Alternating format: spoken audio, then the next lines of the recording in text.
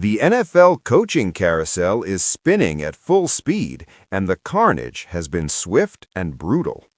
Black Monday lived up to its name, leaving 6 head coaches without jobs and franchises scrambling to rebuild their leadership. Atlanta made the first move, firing both head coach Raheem Morris and general manager Terry Fontenot after an 8-9 finish. The decision came despite winning their final 4 games, signaling deeper organizational concerns. Former quarterback Matt Ryan is expected to return as president of football operations, completely restructuring the front office. Cleveland shocked the league by parting ways with Kevin Stefanski, a 2-time Coach of the Year winner. 6 seasons and a 46-win, 58-loss record wasn't enough to overcome 4 losing campaigns and the catastrophic Deshaun Watson situation. 13 different quarterbacks started under Stefanski, and not one became the answer. Las Vegas ended Pete Carroll's brief tenure after just 1 miserable season. The 74-year-old coaching legend managed only 3 wins against 14 losses.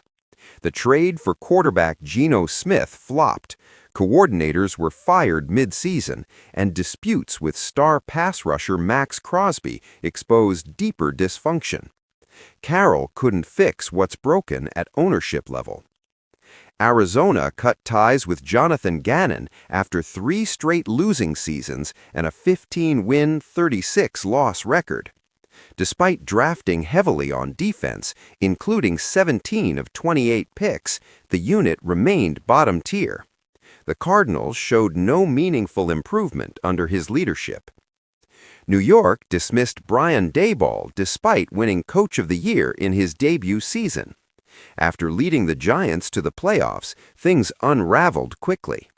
Poor game management, interference with concussion protocols, and mishandling first-round quarterback Jackson Dart sealed his fate after 3 disappointing years.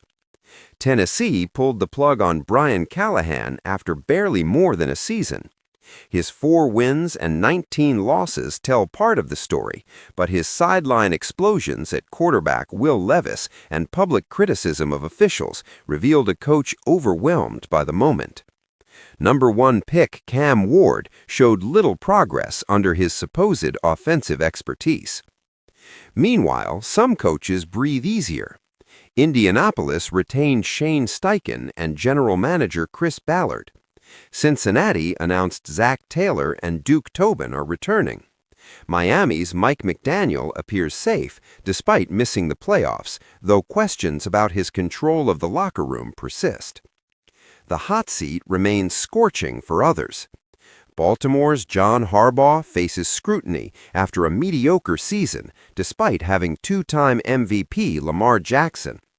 Tampa Bay's Todd Bowles missed the playoffs after collapsing down the stretch, losing 7 of 8 games. Now the real work begins. Top coordinator candidates like Brian Flores, Joe Brady, and Clint Kubiak will field multiple offers. Former head coaches like Mike McCarthy and Kevin Stefanski immediately become attractive options. The next few weeks will reshape the NFL's competitive landscape. This has been USA Today News. Subscribe now to stay ahead of every coaching move, every hire, and every power shift as the NFL offseason unfolds.